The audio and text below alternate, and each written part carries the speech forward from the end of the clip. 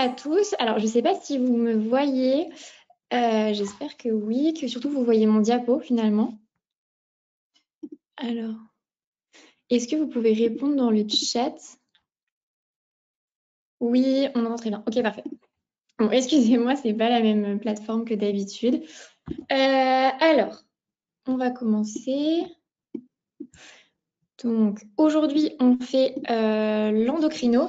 Alors, le seul truc, c'est que je pense qu'il y a eu un petit couac en termes de compréhension, c'est que je pensais que je devais faire toute l'endocrinologie ce soir, ce qui, vous allez être d'accord avec moi, était quand même un petit peu ambitieux et un petit peu compliqué. Donc, il y a des parties qui vont être plus détaillées. Ok, on va vraiment reprendre la physio, la sémio, faire le lien avec la pathologie et des items où j'avais été malheureusement contrainte de ne pas les traiter ou de les faire un peu plus rapidement en me disant que j'allais vous entraîner sur les ED. Mais en fait, tout ça tombe très bien puisque j'ai réalisé, enfin, je me suis rendu compte qu'on avait un autre créneau ensemble, mais cette fois-ci au mois de février. Donc, on pourra revoir et réapprofondir à ce moment-là les items qu'on n'aura pas eu le temps de traiter bien en détail aujourd'hui et pour le dé de dimanche. Alors, je vais faire comme ça. Donc, déjà, je vous ai mis dans un premier temps mes coordonnées parce que pendant la conf, vous allez sûrement donc, poser des questions, c'est fait pour ça. Mais si d'ici le dé de dimanche, vous avez des questions qui vous viennent ou des points que j'ai abordés ce soir qui ne sont pas clairs pour vous, surtout, vous n'hésitez pas, vous m'envoyez un petit mail ou un message et je prendrai quelques minutes dimanche pour répondre à toutes vos questions. Donc, surtout, il ne faut vraiment pas hésiter. Ok. Alors, je regarde juste. En fait, je n'ai pas accès du tout à vos questions. Il faut que j'aille faire ça à chaque fois. Alors, l'endocrinologie à l'ECN, enfin à l'EDN maintenant, je vous ai remis ici depuis la R2C tous les items qui sont tombés depuis le concours blanc du coup de 2023. C'était le dernier ECN, mais qui reprenait les modalités de la R2C. Okay, donc voilà, je n'ai pas encore actualisé avec l'EDN 2024, mais je vais le faire d'ici à ce que je vous mette le diapo en ligne sur Hermès. Ne faites pas d'impasse. Je pense que ce qui est tombé retombe et retombera. Enfin, je pense, c'est surtout que ça se vérifie. Notamment, je pense à des gros items comme le diabète, la thyroïde, tout ça, c'est facile à faire tomber, que ce soit côté endoc, côté gynéco, côté ophtalmo.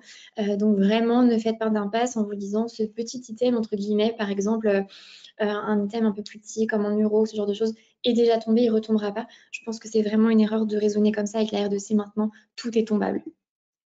Donc, ne faites pas d'impasse et faites très attention aux petits items et aux petites matières, d'accord? Des référentiels qu'on avait parfois tendance à mettre un peu de côté avec le CN, et bien maintenant tombent et tombent de façon quand même conséquente avec plusieurs questions par an. Pour l'externat, pardon, comment réviser? Alors, en faisant plusieurs conférences, j'étais un peu surprise de voir qu'il y avait des étudiants qui étaient quand même très focus sur tout ce qui est partiel facultaire et qui disaient, bah là, c'est une conférence d'endocrino, on doit voir que l'endocrino. Voilà, il ne faut surtout pas sortir du cadre. Alors, je pense que c'est un petit peu une erreur, d'accord? Il faut vous dire que toutes les spécialités, elles interagissent entre elles sur le plan des connaissances, mais aussi et surtout sur le plan de la pratique. Donc, il faut vous mettre un peu dans la peau de ce qui va tomber jour de l'EDN et garder en tête que les partiels facultaires, alors en effet, c'est un objectif, il faut les valider, il faut réussir.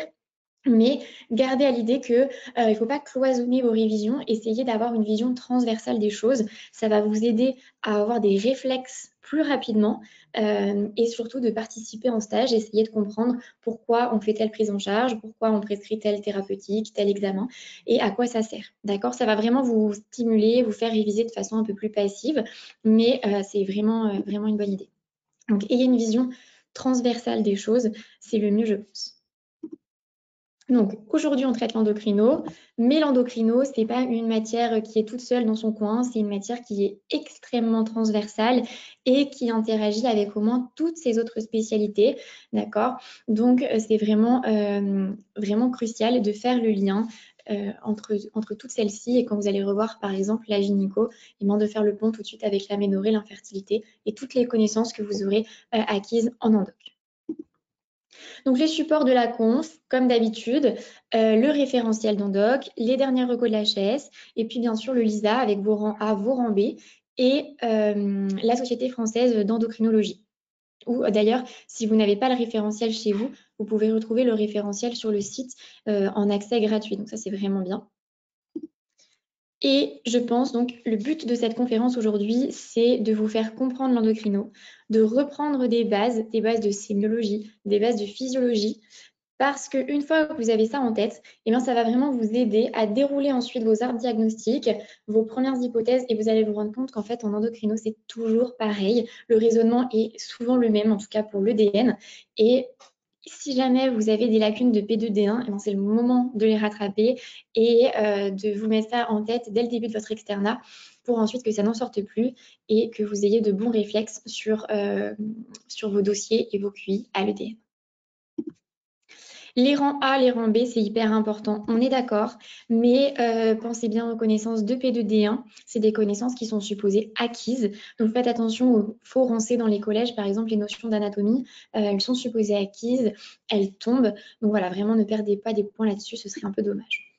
Et puis, avant de commencer cette conférence, ce référentiel ressources que j'ai vraiment trouvé très bien et dont je me suis inspirée pour préparer la conférence d'Endoc, il est disponible gratuitement, donc je vous ai mis le lien en bas, sur le site de la Société française d'Endoc, avec le lien du collège gratuitement également. Et il vous permet vraiment, s'il y a des points de cours qui sont un peu difficiles, de reprendre la physiologie. Et franchement, c'est assez rapide, c'est pas trop détaillé, ça se lit bien. Donc voilà, si ça peut vous aider, eh ben, vous avez le lien. Donc, le code couleur, vous le connaissez. Le sommaire, alors il me semble que je ne l'ai pas tout à fait actualisé parce qu'à la fin, on verra la calcémie. Voilà, bon, en tout cas, je finaliserai bien le sommaire quand je vous donnerai le diapo en ligne. Voilà, alors je regarde juste si tout fonctionne bien avant qu'on commence et si vous n'avez pas de questions. Le diapo ne défile pas. Ah. Ok, et en fait c'est insupportable parce que vos questions, je ne les vois pas en temps réel en fait. Est-ce que là, il défile le diapo?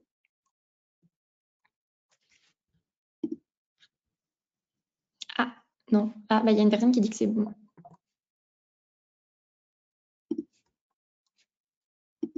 Mais là, c'est bon.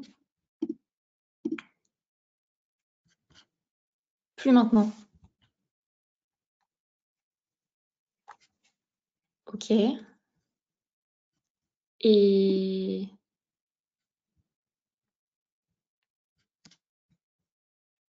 ah, c'est vraiment trop bizarre. J'ai jamais eu de problème en visio. Ok. En fait, je crois que c'est bon pour certains, mais pas pour d'autres. Donc, c'est hyper embêtant. Et là, c'est bon ou pas du tout?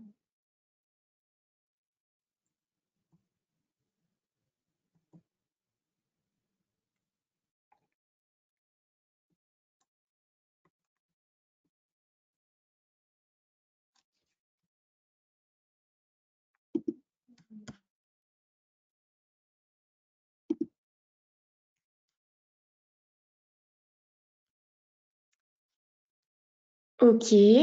Ben, c'est pratique. Alors, comment on peut faire?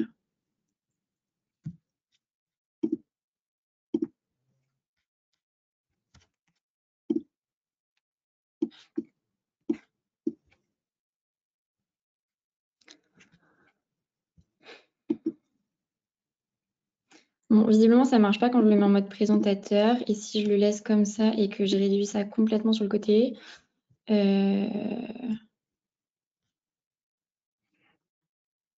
si je fais comme ça, est-ce que vous voyez, parce que j'ai pas envie de vous faire perdre non plus trop de temps.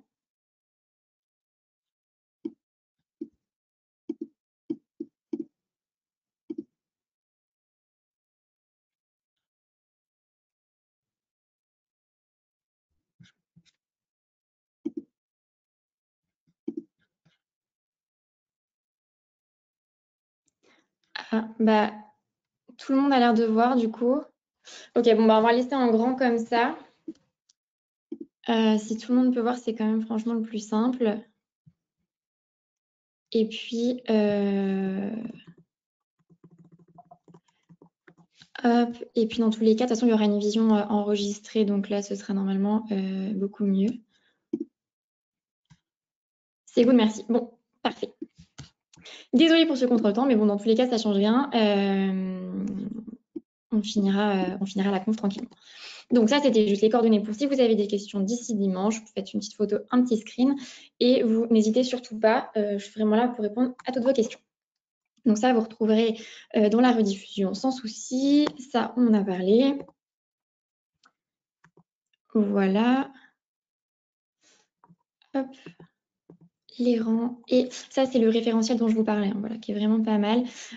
Vous tapez juste c'est mieux en doc SAFE normalement sur Google et puis vous allez le retrouver. Ok, donc on commence avec une partie où j'ai mis ensemble les items d'infertilité, d'aménorrhée et ménopause, andropause, de façon à réviser tout ce qui a un lien avec les gonades ensemble pour que ce soit plus pertinent pour vous. Donc ça, c'était des généralités vraiment que vous aviez vues il y a longtemps.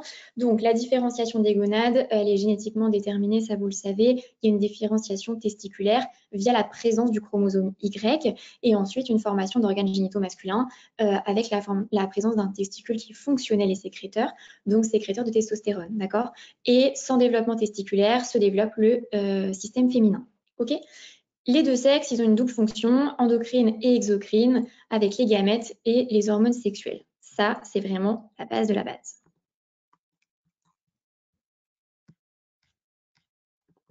Ouais, ça n'avance plus. Donc, petite coupe histologique rapide, donc pour reprendre que la FSH chez l'homme va avoir une action sur les cellules de Sertoli, là où par contre la LH va avoir une action sur les cellules de Leydig, responsable de la sécrétion de testostérone. Ça, c'est vraiment des petits rappels importants parce que c'est facile sur des questions d'endoc, sur des questions de début de DP, de remettre des questions de physiologie, sémiologie qui sont supposées être acquises. D'accord? Avec ici une histologie ovarienne chez la femme. Ça, en général, vous maîtrisez plutôt bien. La sécrétion de GnRH au niveau hypothalamique, elle est pulsatile et elle entraîne en conséquence au niveau hypophysaire, au niveau anti-hypophysaire, au niveau des cellules gonadotropes, une sécrétion de FSH-LH qui va être amenée à être modifiée tout au long du cycle menstruel. Okay. L'inhibine B, donc c'est une autre hormone qui est sécrétée par les cellules de Sertoli chez l'homme et les cellules